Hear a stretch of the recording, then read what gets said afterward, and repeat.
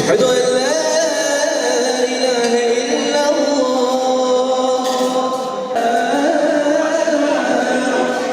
Hayy alel felah. Sadece yolcu değil, iyiliği de dünyanın dört bir yanına taşıyoruz. Doğu Makedonya, daha doğrusu hali hazırda İştip'te inşallah Matustep olarak bundan sonra iftarlarla birlikte daha farklı çalışmalara, daha farklı etkinliklere hep birlikte olacağız. Ayrılık geldi başa, atlanmak gerek. Senin